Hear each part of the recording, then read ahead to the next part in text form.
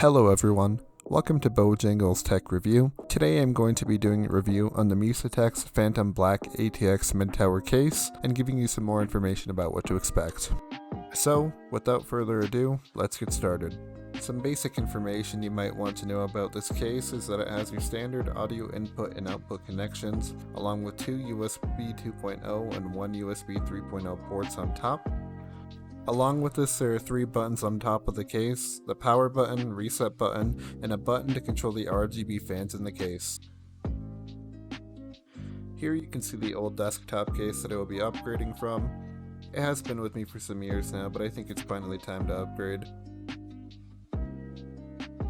While I am taking apart my old rig to move everything to the new one, let me give you some more information about the Phantom case. The transparent side panels you saw are made of tempered glass held in by hand-tightened screws and rubber fasteners to keep the panels in the correct spot. The Phantom case has 6 fans in total, 3 intake fans on the front, 2 exhaust fans up top, and 1 exhaust fan on the back.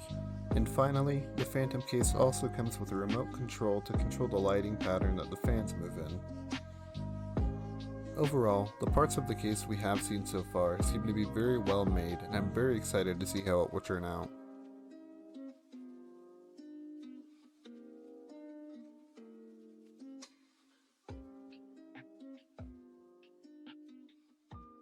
As we approach the Phantom case assembly, you will see that the only tool I use for installing everything is a small Phillips screwdriver. Of course, installation is dependent on the components in your desktop, but most commonly this is what you will use.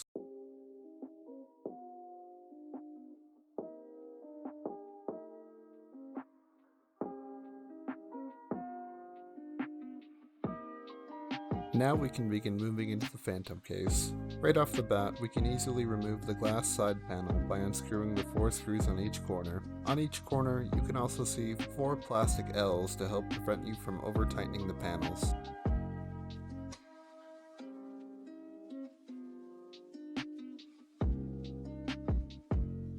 Here you can also see that the case comes with a bag full of zip ties to help you manage your cables, and extra screws for the side panel and motherboard.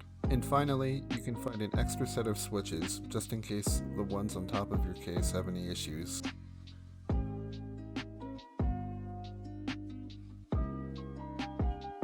While installing the motherboard is not difficult, it was a little awkward fitting mine under the exhaust fan in the back of the case.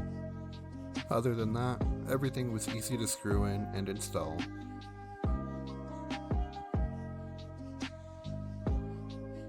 Now, when it did come to installing my hard drive on the other side of the case, I did have some issues. I did not have the proper tray to fit my hard drive in, and the one that came from my old case was too big. In the meantime, I just let the hard drive sit there, but I highly advise getting the proper fastener for this.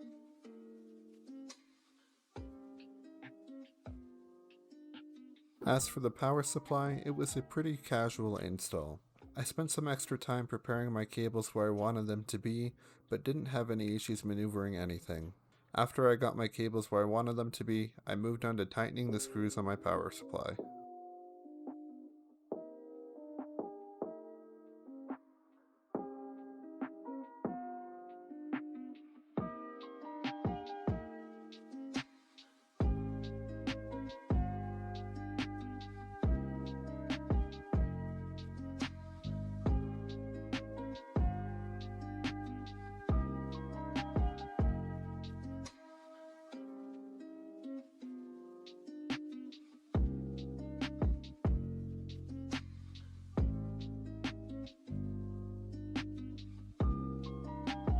While I'm getting all my cables together, some things I forgot to mention earlier. On the right side, inside of the case, you can see that I have mounted my SSD onto the rack there. It was a fairly simple install. All I had to do was tighten some screws I had for my SSD on the back side, and it fit perfectly. And not seen in the camera, outside where the top 2 exhaust fans are, there is a magnetic cover that you can remove from the case if you wanted to clean out any dust that gets built up there.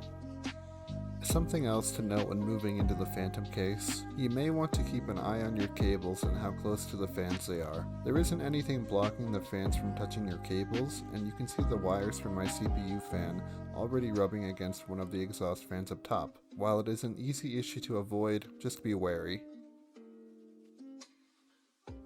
And now on to the fan controller. Here you can see is where all of the fans in the case connect. This little board here helps regulate the fan's power and also provides an interface for the fan's RGB lighting system. I don't believe I had anything else to plug into the RGB controller, but I did just have to make sure that it connected to my motherboard properly. After checking the connections on the fan controller, I immediately tried to organize the mess of cables I had here and began using twist ties where I could to bunch similar cables together. While I know the case came with zip ties, I tend to go with an easier to remove solution.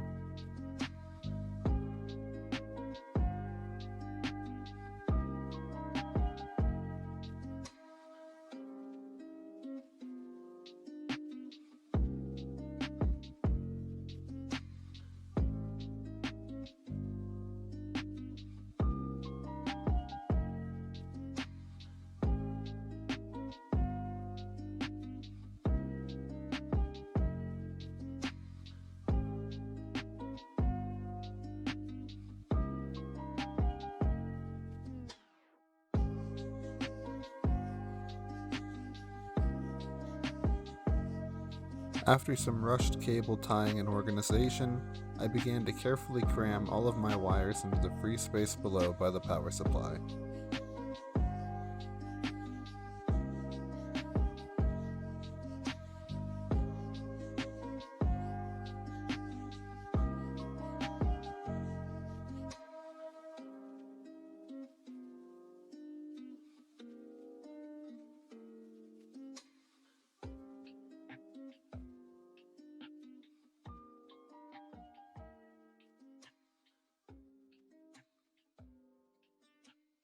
Now as we approach the end of the installation here, you can see that I do have some issues installing the SATA connections to my SSD.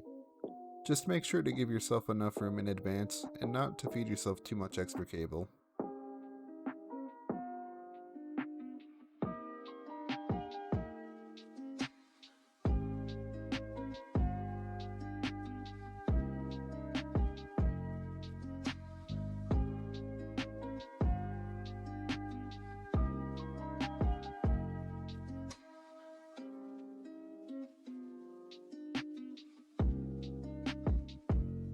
Finally, after installing my SSD connections, I move on to installing the SATA connections and pin cables at the bottom of the motherboard. The reason I am doing this before installing my video card is to ensure that I have enough room and light to see where I'm plugging things into.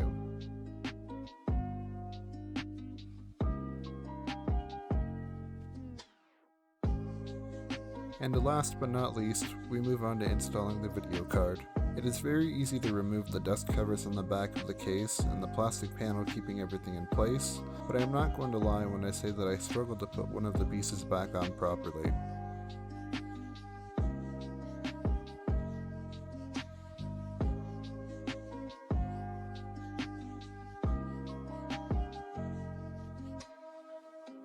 You can see after a bit of struggle and perseverance, I figure it out and finish things off here.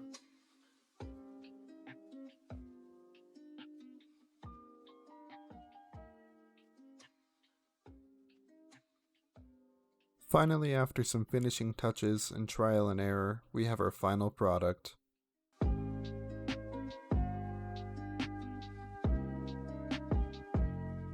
Overall, I had a great time moving over all of my equipment, and I can easily say that this case looks great. I had no issues at all with the quality I saw in any of the pieces, and as you can see, it matches the rest of my setup quite nicely. Hopefully you found my review of the Phantom case helpful, and I hope you will consider giving this video a thumbs up if it was. Make sure to subscribe for more content like this, but for now, that is all I have for you today. See you soon!